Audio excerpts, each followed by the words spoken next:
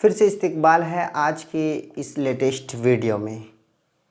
Hello guys, आज हम पढ़ने वाले हैं 10th क्लास के उर्दू दरक्षा चैप्टर नंबर 8।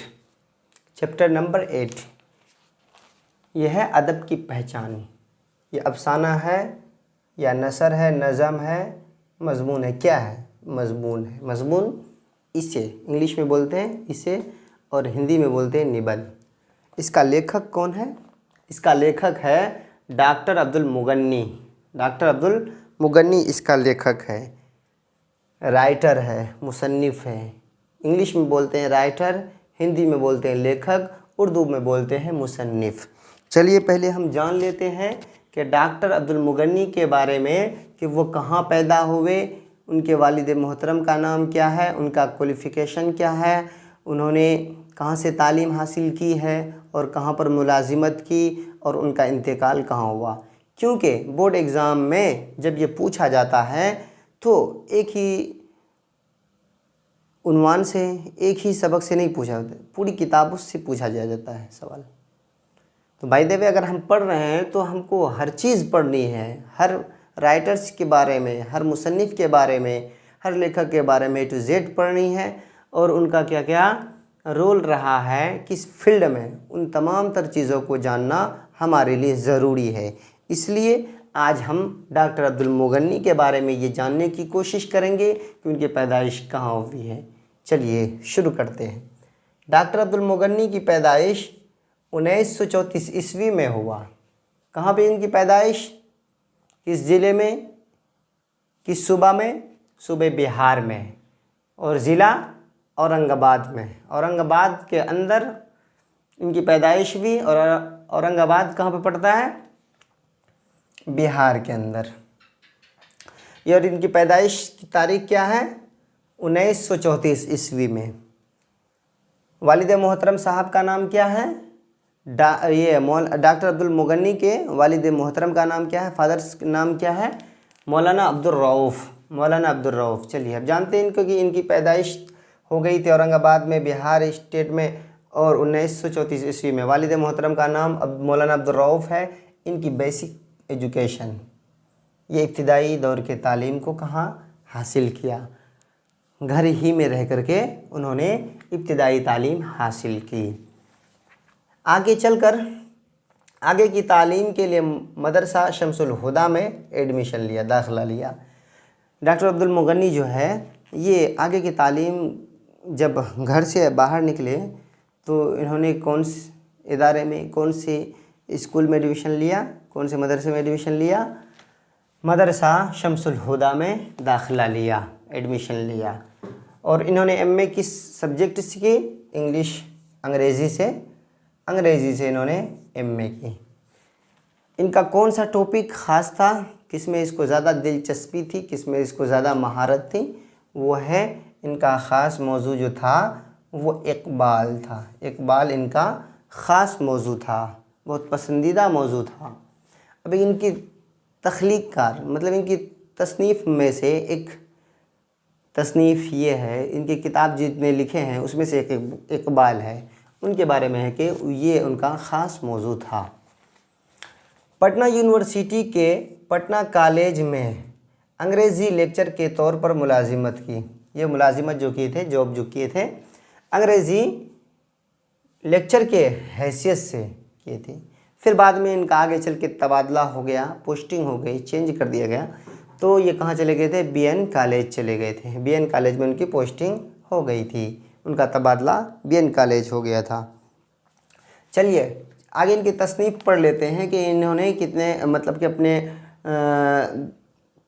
जो कुछ मज़मून लिखे हैं वो कितने हैं टोटल, वो तो नहीं पता, लेकिन उनके कुछ जो हैं यहाँ पर ज़िक्र किया गया है इस टॉपिक में डॉक्टर अब्दुल मुगन्नी के, तो उनको जान लेते हैं। एक है जादे एतदाल, 1 नंबर। 2 नंबर में नुक्ते नज़र। 3 नंबर में है मेयार व इक़दार। 4 नंबर में है तश्कील जदीद। 5 नंबर में है इकबाल। 6 नंबर में है इल्मी अदब। ये 6 को गिनाया गया यहाँ पे, 6 टॉपिक यहाँ पे 6 इनका तसनीफ़ गिनाया गया है। इनकी तनक़ीदी तसानीफ़ है, तनक़ीदी तसानीफ़ है, इनको याद रखना है आपको। तो 6 में से अगर पूछ लिया जाए, 2 को भी, एक भी अगर पूछ लिया जाए तो आप आसानी से वहाँ जवाब दे पाएंगे। ऐसा ना हो कि एग्ज़ाम में पूछे और आपका कलम बंद रहे और आपका दिमाग कहीं और चला जाए और ख्याल ही ना आए। इसलिए आपको पूरे पढ़ के जाना है A to Z, ताकि वहाँ जा कर के आपको दिन में तारे नज़र ना आए, क्योंकि आप ज्वाइन किए हैं यहाँ पे MR ऑफिशियल। तो मेरा ये गारंटी है, मेरा ये वादा है कि इंशाल्लाह जहाँ तक हो सके मैं पूरा वक्त दे करके पूरी किताब का निचोड़ आपके सामने पेश कर दूँ। तनकीदी तसानीफ़ जो है उनके एतदाल, जाह एतदाल, नुक्ते नज़र, मेयार व इक़दार, तश्कील जदीद, इक़बाल और इल्मी अदब वग़ैरह। अब जो है यहाँ पूछ रहा है कि डॉक्टर अब्दुल मुग़न्नी का कौन सा मज़मून ज़ेर निसाब है, यानी सिलेबस के अंदर है। 10th क्लास के सिलेबस में डॉक्टर अब्दुल मुग़न्नी के किस इसे को यूज़ किया गया है, उसको लिया गया है, तो वो है अदब की पहचान। देख लीजिए।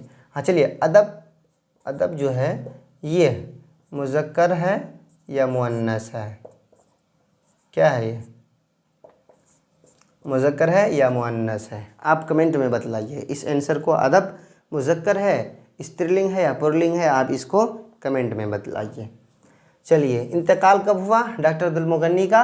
इंतकाल जो हुआ था 2006 में, 5 दिसंबर के अंदर 2006 में इनकी वफ़ात हुई है। और कहाँ हुई? पटना में। और ये पैदा कहाँ हुए थे? पैदा हुए थे औरंगाबाद, बिहार स्टेट में।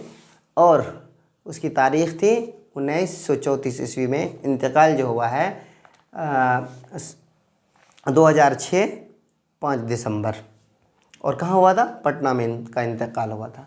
देखिए, अदब को जानने के लिए इनका जो है टॉपिक डॉक्टर अब्दुल मुग़न्नी के जो है अदब की पहचान एक इसे यूज़ हुआ है। अदब में ये बतलाया गया है कि आजकल के ज़माने के जो भी कलमकार है, जो भी ऐसे पढ़े लिखे, थोड़ा सा सरसरी तौर पर कुछ पढ़ लिया, वो अदीब कहलाएगा क्या? उसकी अदब की एक मिसाल दी जाएगी? नहीं, हर पढ़ा लिखा इंसान अदीब नहीं हो सकता, क्योंकि किसी भी फील्ड में अगर आप A to Z उस पर कमांड हासिल नहीं कर लेंगे, उसके ज़ाहिर और बातिन को नहीं जान लेंगे, उसके इशारा और किनाया को नहीं जान लेंगे, उसके नशेब व फराज को अगर नहीं जान लेंगे, तो आप अदीब उस फील्ड के नहीं कहलाएंगे।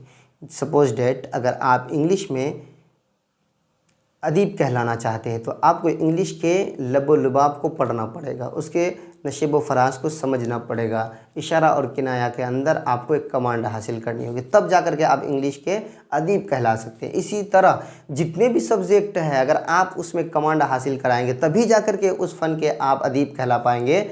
वरना अगर चाहेंगे आप सरसरी तौर पर पढ़ लेंगे और हम अदीब कहलाएंगे, उसके बड़े स्कॉलर कहलाएंगे, ऐसा नहीं हो पाएगा। चलिए, हम अदब जो है एक टॉपिक आया, उसके बारे में कुछ जान लेते हैं, जो कुछ किताब में दिया गया है उसी के रोशनी में। हम अदब की पहचान किस तरह करें? एक फ़नकार अपने फ़न का नमूना पेश करता है, वो कितना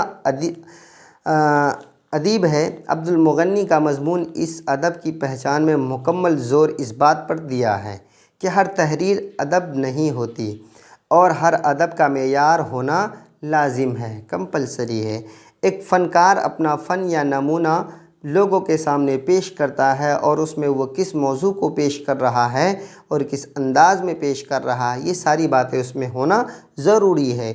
वो फ़नी नमूने जिसे पढ़कर हमारे अंदर सुरूर और इंबिसात महसूस हो और हम आहंगी का एहसास हो, वो अदब में शामिल होता है। अदब इंसान की ज़हनी और रूहानी तरबियत करता है।